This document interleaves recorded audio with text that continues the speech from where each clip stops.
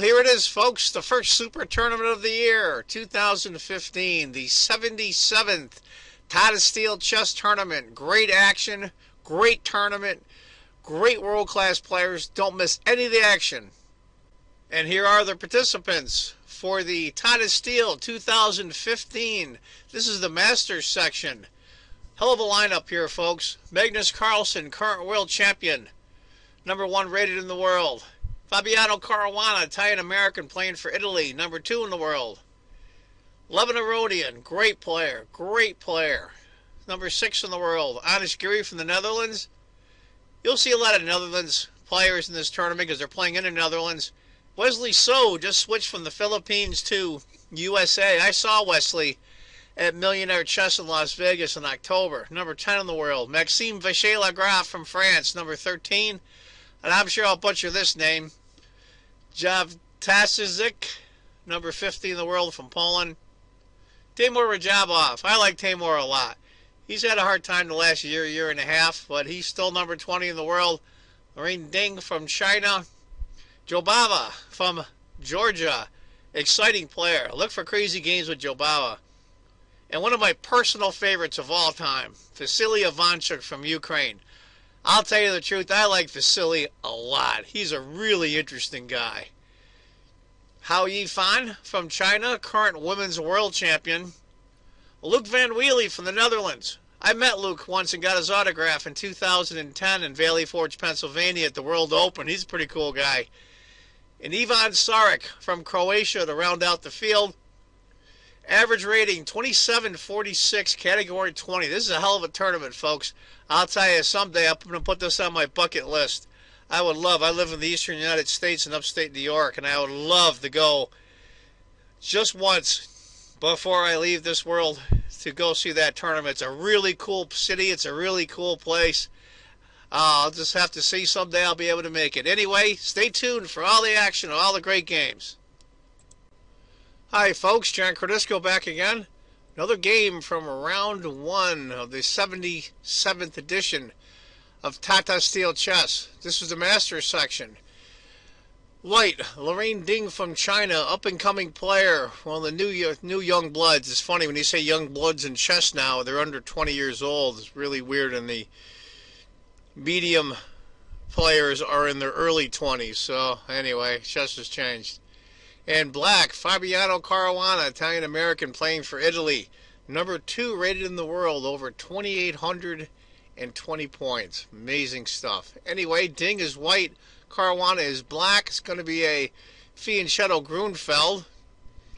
I tried to play the Grunfeld a couple of times, but I just couldn't get the hang of it. Maybe I'll try to go back. C6, Bishop, D5, Knight F3. Bishop, typical Grunfeld stuff. Castles, B3. Got my Fritz computer off screen. It's actually a quarter-pawn advantage for black. If wait, I tried instead of queen to B3, which seems to be a decent move. D takes, queen to A5. And that's an advantage for white. So maybe queen to B3 was the way to go. After B3, the D takes, pawn takes. Now, granted, that isolated A-pawn is not the end of Western civilization, but in all typical Grunfelds, you have the dark squared bishop is just menacing on that diagonal. C5, bishop B2, queen to B6, hitting the bishop. What to do, what to do? Actually, I like queen to C2 myself, but queen to C1, I'm sure that's all theory. Pawn takes, knight takes, knight C6, knight takes, pawn takes. Now, symmetrical pawn structure. They both got the bishop pair. Tiny minute advantage for black. It's typical Grunfeld stuff. The only difference is sometimes you'll see a passed pawn on the queen side in the Grunfeld. You'll see the A-pawn is passed.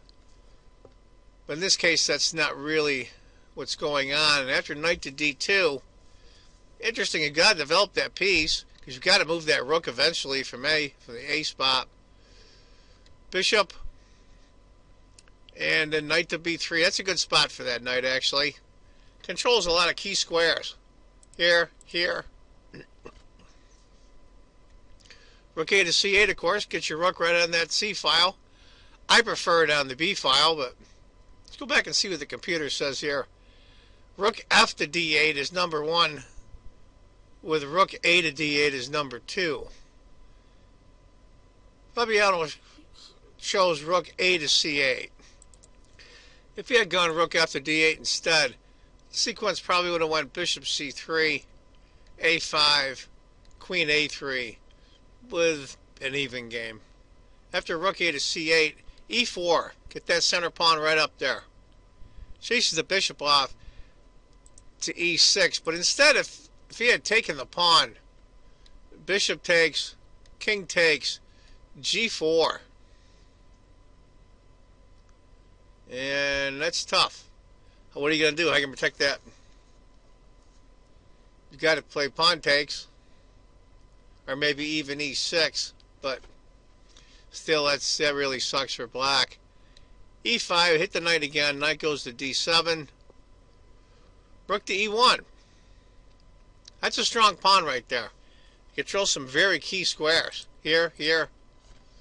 A lot of the movements are being restricted, especially black's dark-squared bishop.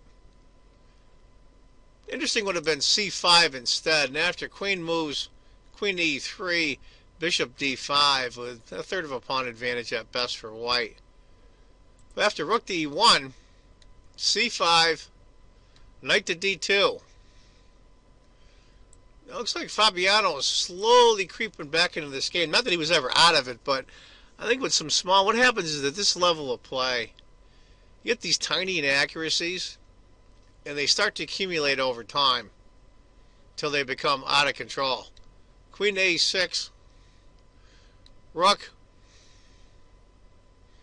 to B8, rook to A3, hitting the queen. Queen goes back to B6. Now that's interesting.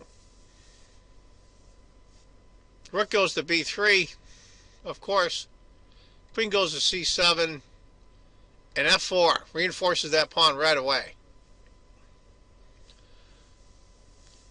It shows an even game, but I like white right here, but that's why they're playing at Vikings A, and I'm not. This is a very interesting position. I mean, very rarely would you see black's king rook all the way over on the queen side, and the rook is still on A1. This is interesting. Knight to F6, or excuse me, B6, rook to B1, rook A to D8. It looks like black's okay, but the computer shows it's dead even. But that's the thing about computers. Average players, like 99% of us, not these world-class players, I think emotion plays a lot. How we feel the position is almost as much to do with the position as the position itself. These guys are a little more practical. So what might seem like a really good advantage here for white is basically even. Bishop C3, queen D7. Bishop takes isn't really worth much because after rook takes, B takes, knight takes C4, removes the defender, and that's it. Black screwed. After queen to D7, bishop F1, protecting the pawn again. Bishop F5, hitting the rook. Where's the rook going to go? B2? Probably the best choice. Close second is A1. Ding decides to try A1. And then F6, going after that pawn center. He has to take. Pawn takes.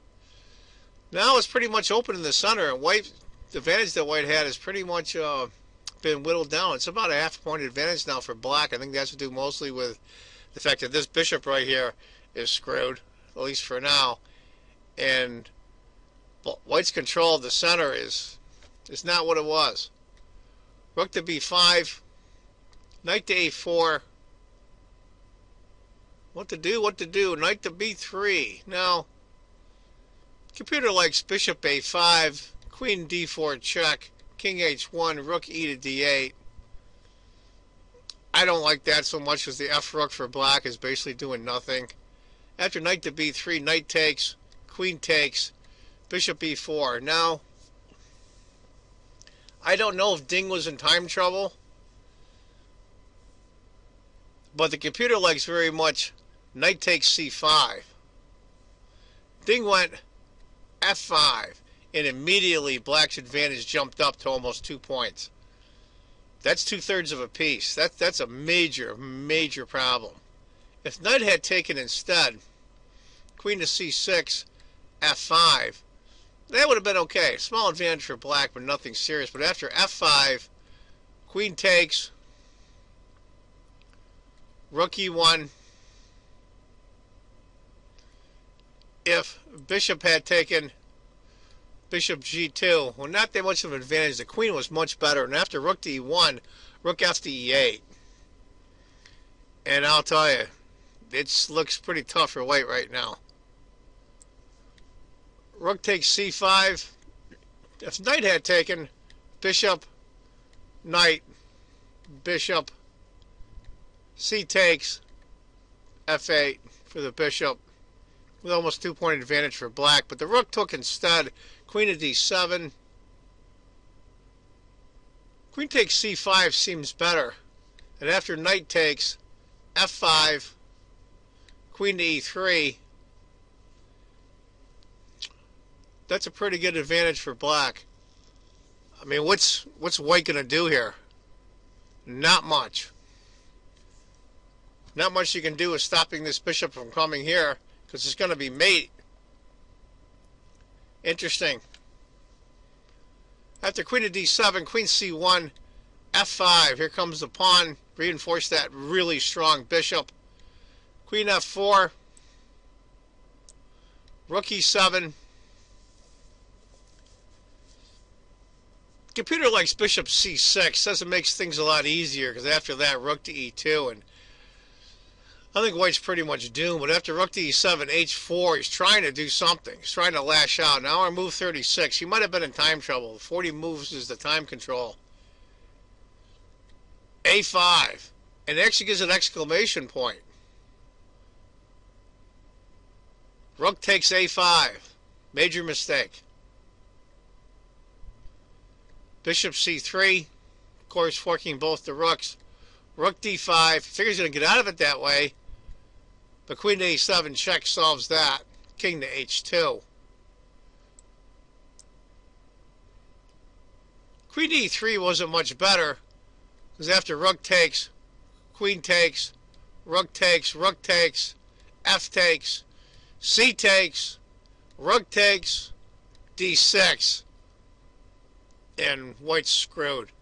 After king to h2, excuse me, rook takes, pawn takes, bishop takes e1.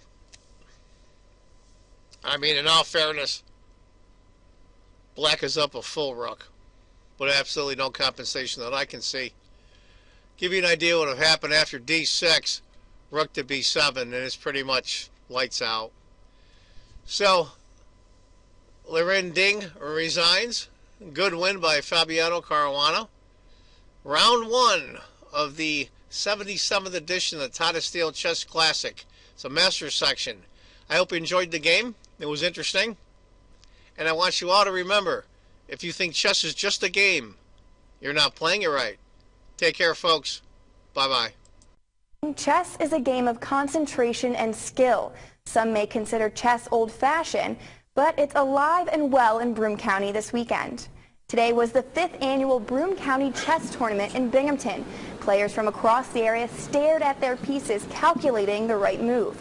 The tournament organizer calls today's turnout decent, but he says he misses the days when the competition was full. But for sit-down tournaments like this, it's hurt the numbers a little bit because people can play online, but it's still the most popular game in the world, still. The youngest player in the tournament was Raymond Wong. He's an 11-year-old from Ithaca. He isn't ranked yet, but his competitors say he's one of the best in the area and a player to watch in the coming years.